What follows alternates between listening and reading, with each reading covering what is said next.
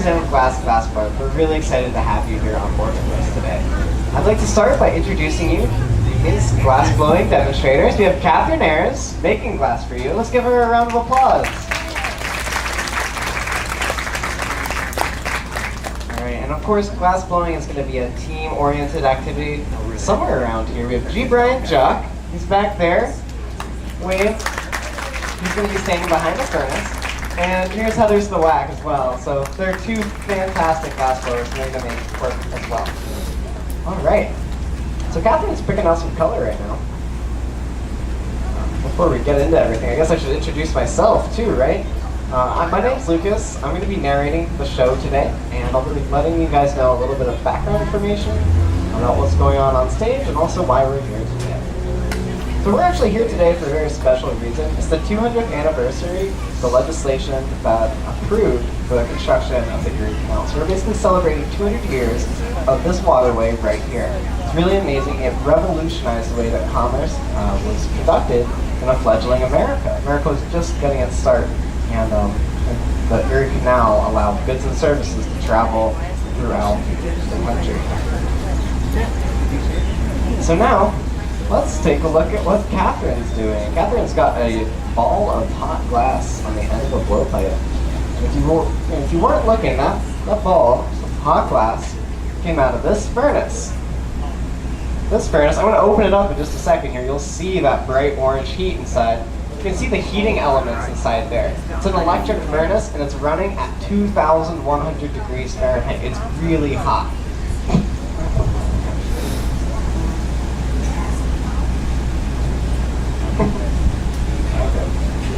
Alright, so it starts off as clear glass, but to add color, we're going to roll it in these colored chunks called frit.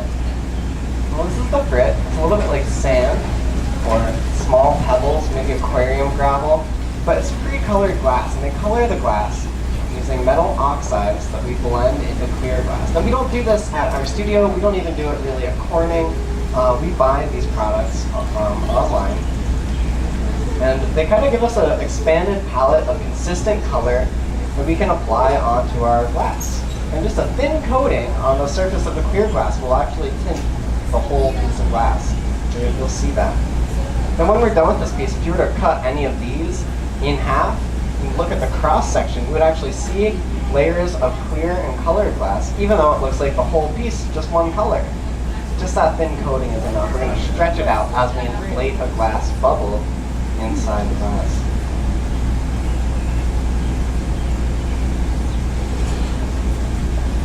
Alright, so she's melting in those chunks. You can see it still has that bright orange color, and now she's going to shape it up into a round ball. This is going to make sure that we have a nice even temperature across the whole piece. Glass is really weird. When it gets hot, it becomes soft, and when it's colder, it's a little stiffer. And using that, control how the bubble inflates. Now watch this. Watch the end of the blowpipe. Catherine blew into the blowpipe, capped the end with her thumb, and now we're going to see a bubble expand inside the gathered glass. You guys like that? Is that cool? Good. That was glass blowing. That's our demonstration. Thanks, guys. Wonderful having you on board. Just going to walk off stage. Go get some ice cream, maybe. No, it's too early for ice cream. All right. Alright. So she has one gather of glass right now on the end of the blowpipe. That's kind of a small piece. We can work a lot larger than that. But to do that, we need more glass. So to get more glass, she's going to let this bubble cool down to about 900 degrees, something that's a little colder than a 2,000 degree glass inside there. So cold to us really isn't that cold at all. She's looking for it to stop moving. And she's going to go back into the furnace and add a second gather of clear glass on the surface. There, you can hear that. Now that sounds like glass, right? If she were to do that when it was really hot, you could take the hot glass and hit it with a hammer. Nothing would even happen. You'd just be putting a dent in it because it's so soft and so gooey. Glass has all these amazing properties, all these things that we don't really get to see on a daily basis.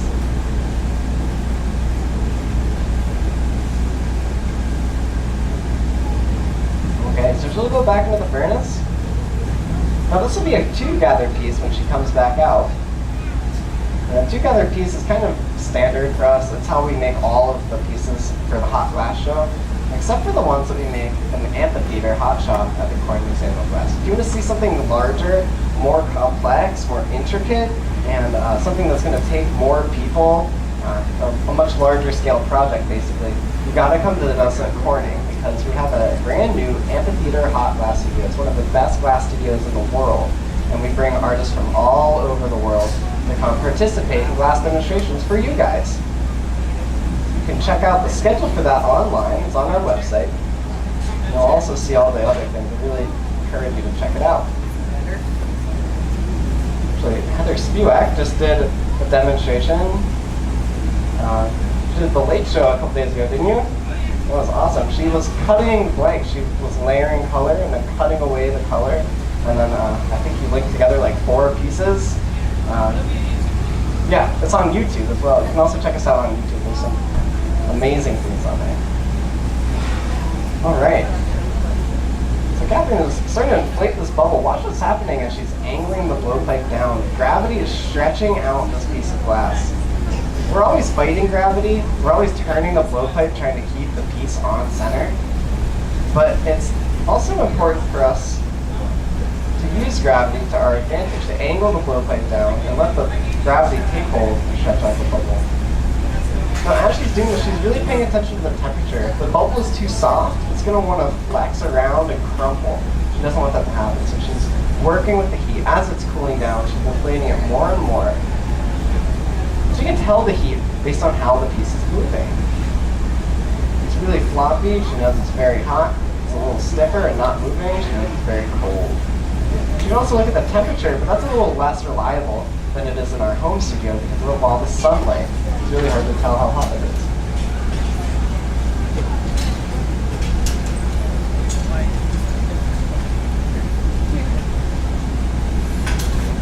All right.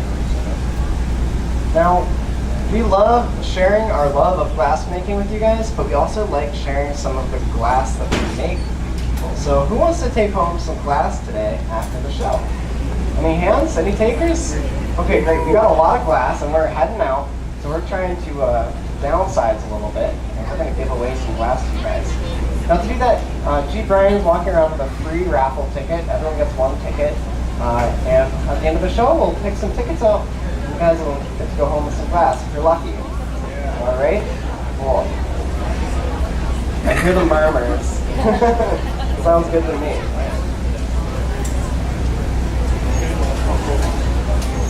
Alright. So now let's watch what Catherine's doing. She's going to heat up the bottom of the bubble and she's going to start to stretch it out. Again, she's going to work with gravity to do this. Now our second furnace over here, it's called the reheating chamber. It allows us to keep a piece of glass warm while we're working on it. Is that water they treat it with like there's pure water? Sorry? Is that pure water? Pure water? No, it's something. It's not pure water, it's whatever's in there.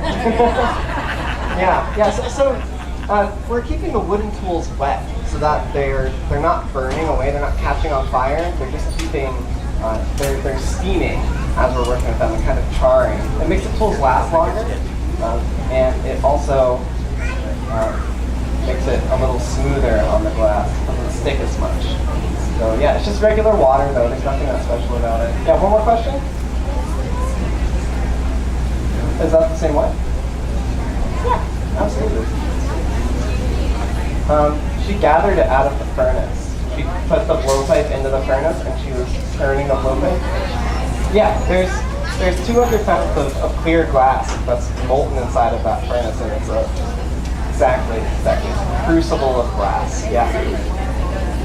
Sure thing. Alright, so Catherine's got her glass. This is a 2-gather piece. Now she's heating up the bottom, and watch what happens next. She's going to start to stretch out the waist of this piece. Now as glassblowers, we're designing the bottom of the piece first. We're working on the bottom. And the way this is going to work, I don't want to handle that picture, it's really fancy. So the way the glassblowing is going to work is we're going to shape the bottom of the piece first. That's what Kathleen is doing right now. What the end that's furthest away from the blowpipe is the bottom. So once she has that designed, we'll actually break it off of the blowpipe, flip it around so we can work on the top side. So we're kind of starting upside down, it seems. But to us, it makes a lot of sense. And then she's got that peanut shape. Again, that peanut shape came from when she cut in that constriction and then stretched it out. She stretched out the bubbles.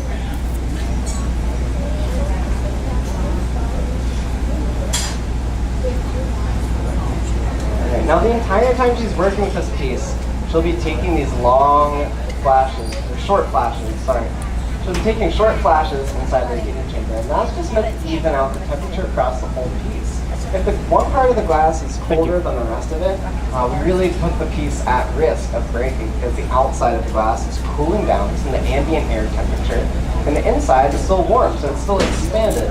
And that contraction from the cooling of the glass can break it. It causes tension and stress inside the piece. We don't want that. So we're going to keep it above 900 degrees the whole time we're working on it. And at the end, we'll cool it down very slowly. Now they're adding a bottom on the piece. Again, that's just another piece of cherry wood that we're using. We're kind of creating a corner and squeezing the bubble into the side of that hole.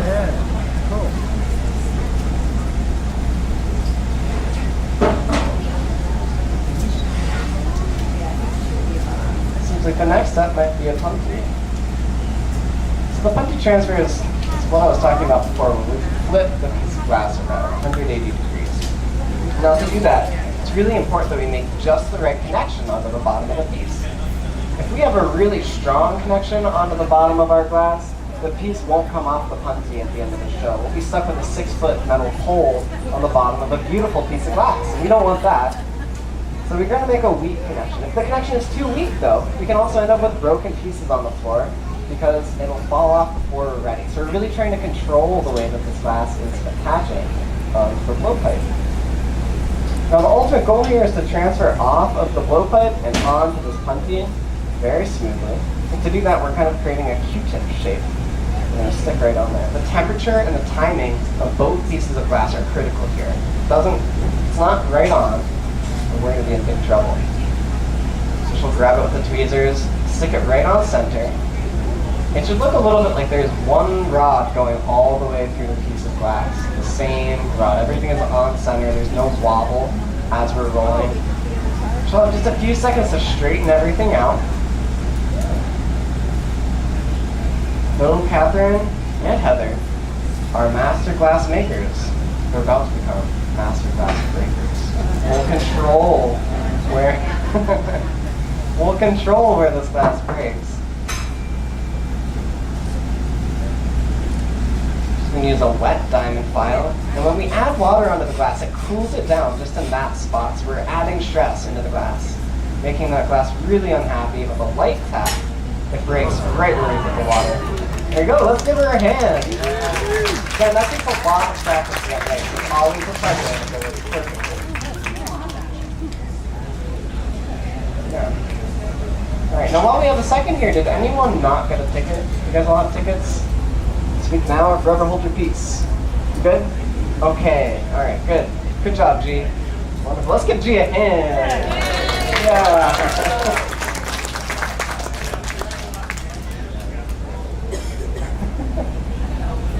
Alright.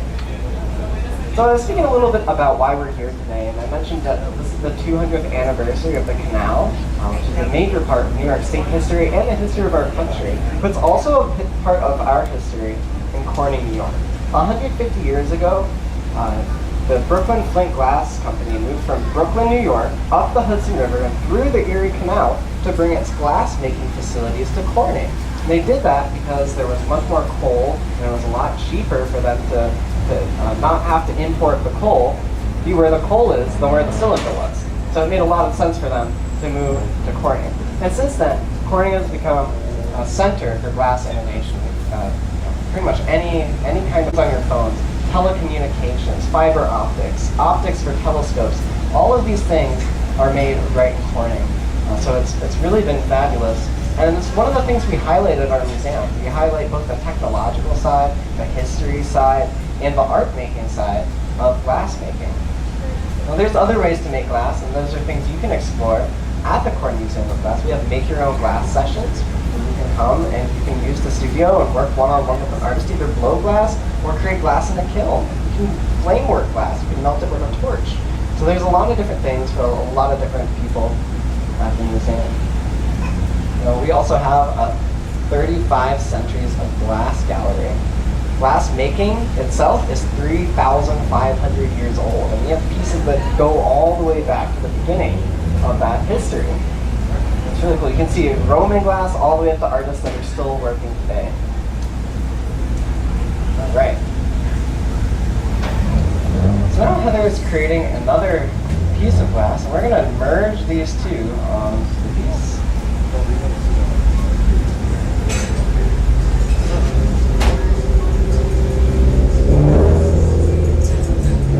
I expect that this is a kind of a wrap. Is this wrap? A handle. 4 handles? Wow, you guys are in luck. You can see 4 handles. I love watching handles. You really get to see how hot glass moves. More so than when we're turning it. When we're turning it looks like it's really easy to keep it on center, right? But it's one of the hardest things to do as a glass maker. You're always, you're not even paying attention to what you're doing with your left hand. You're kind of paying attention more to your right. It's about how your hands are working together. So let's watch what happens. He's going to touch down the tip of this hot piece of glass. It's going to stick because both pieces of glass are very hot. So cut it free. Cut it in half.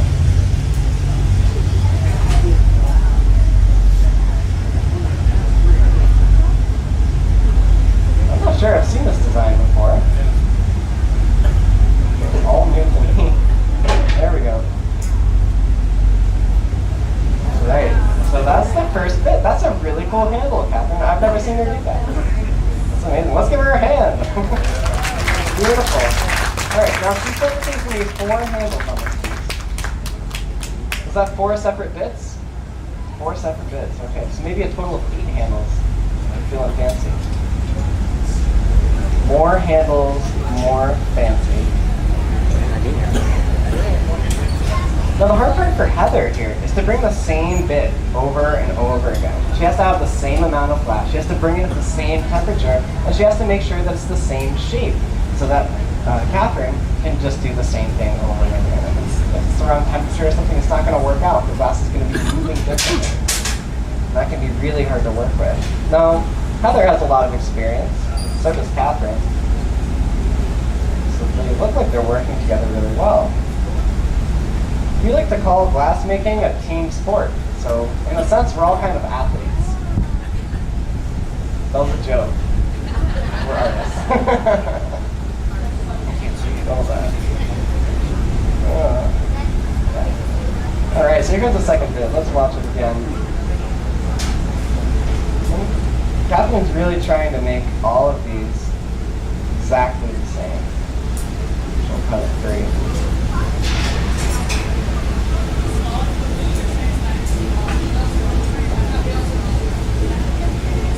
As Catherine's doing this, she kind of has an internal clock that tells her when things are getting too cold, how much time she has to keep moving the glass. But again, remember, she's also trying to maintain the temperature in the entire piece. So you kind of have to pay attention to time as it's passing, so that you know when the piece is getting too cold. And she just knows that from experience. All right.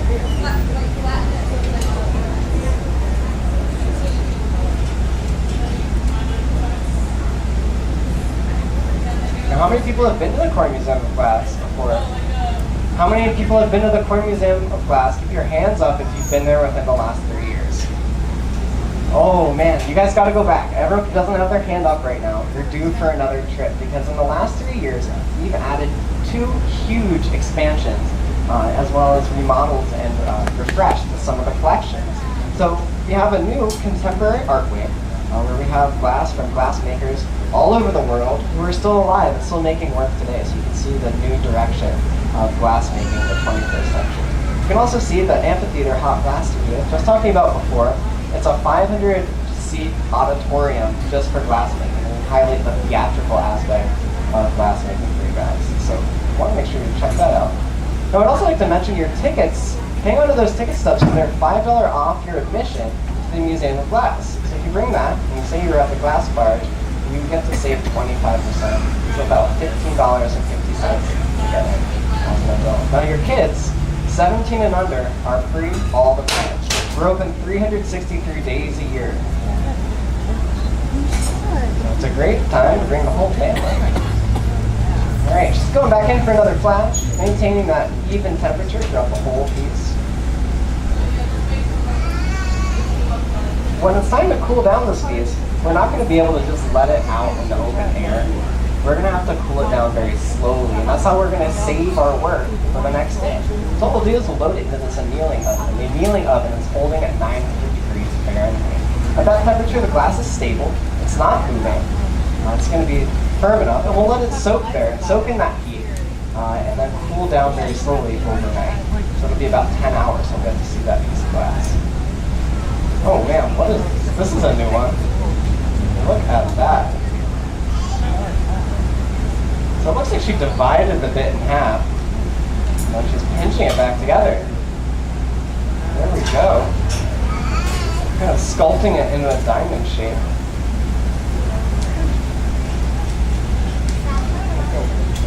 Now, although these handles and things are thicker than the rest of the glass, they'll still be able to anneal, to cool down within that 10-hour time frame. Our annealing cycle is designed specifically for glass blowing like this. Now, if we're doing larger pieces of glass, that cycle goes a lot longer. For a piece of glass about a foot thick, about 8 inches, the annealing cycle is about a month.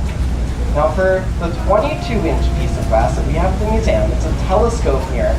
That annealing cycle went from 1 month up to 12 months. So it increases exponentially the thicker the glass makes. And to make that piece of glass, it's gigantic. It's like the size of your house. You can walk up and you can get up really close to it. It's 2 stories tall. But to make that, they had to design separate furnaces. They were designed by Corning. They designed unique furnaces just for that project. Now, the first time they did it, they annealed it improperly. There was something wrong with the cycle, and the first one cracked and broke. So since then, it's been restored, and it's in our museum's collection. It's not functional, it doesn't work, but it's a beautiful piece of glass. It seems to glow and emit its own light. It's really beautiful. Now, the second time they tried it, they got it right. They annealed it just a little bit longer, and they changed the schedule around a little bit, and they were able to put it into use. And that telescope lens is still in use today. It's a part of the Palomar Observatory. We're learning more and more about the cosmos every day using glass made of Corning.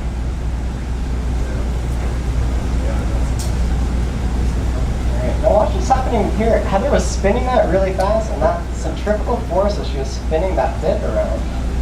Oh.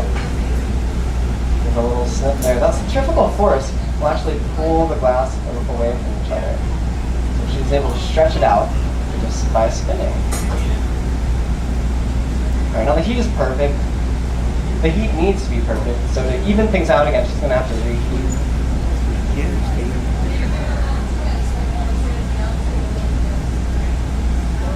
See the communication with the stakes. We have to learn how to work with the material, and that takes years of experience. I've been doing this for about 5 years. Catherine's been doing it for 16, and G just had his 20th anniversary on the 4th of July. Yeah! Well, he's America's favorite glass blower. All right, let's check this out. This is where things get really tricky for Catherine. She'll stick it on. She's got to do the exact same thing over and over again. That bit was a little bit different. So you saw her wrangle it in, trying to keep everything under control. Now she just has a few more seconds to shape it before it loses its heat and becomes stiff again. Once this piece of glass becomes cold in relation to the rest of the piece, there's really no way to heat just that part up again. So we have to be really precise with how we're heating everything.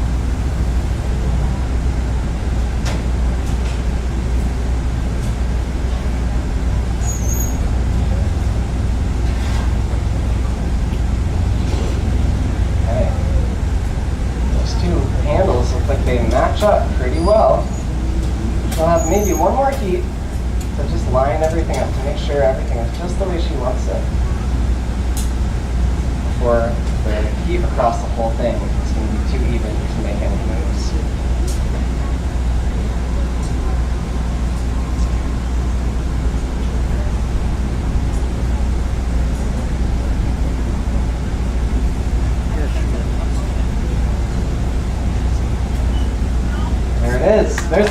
moment. All right. Our Kodak moment. So the piece isn't done yet. We still have to get this punty off, and we have to hope that we made that connection at just the right temperature. If not, we could put the whole piece at risk. All that hard work. So to put it away, Heather has put on Kevlar gloves. Kevlar, you might know, is what they use to make bulletproof vests, but it's really good at reflecting not only bullets, but also, so those are like really super high grade industrial oven mitts in a sense. They'll be able to hold on to this 1,000-degree piece of glass without burning it. Now once we're holding it, we only have about maybe 30 seconds to a minute before we can start feeling the heat inside those gloves, and they start to burn even. We're gonna put this away pretty quick. A little bit of water on that punty connection will weaken it a little bit more. And then with a light tap, the glass should break off. There it is. We'll polish the punty mark with open flame. And we'll load it in the annealing oven. There it is, folks. Casper and Heather Spivak, keep drawings up. Let's give them a hand. It's a wonderful piece of glass. Good job. All right. Great, guys. Well, it was wonderful having you on board. If you liked what you saw, we really encourage you to come out and visit us in Pullman. It's not too far away. It's a great time here to make a day trip and see all the visiting artists that we have coming through. So there's one more thing I'd like to mention. Behind us, we have our companionship. She's with the Lake Champlain Maritime Museum, and it's a replica of a 180-year-old canal schooner, just like the ones that would have been sailing up and down right through this very canal. So it's really cool. You can go check it out. You can talk to the people who actually built it, and you can climb underneath and see how people would live on these canal boats. And I think they even have free cheese, so if you guys like cheese, maybe that's another sweeten the deal kind of thing. Okay, guys. Thanks again. Thanks for coming, and I hope you enjoy the rest of your day. Thank you. Thank you.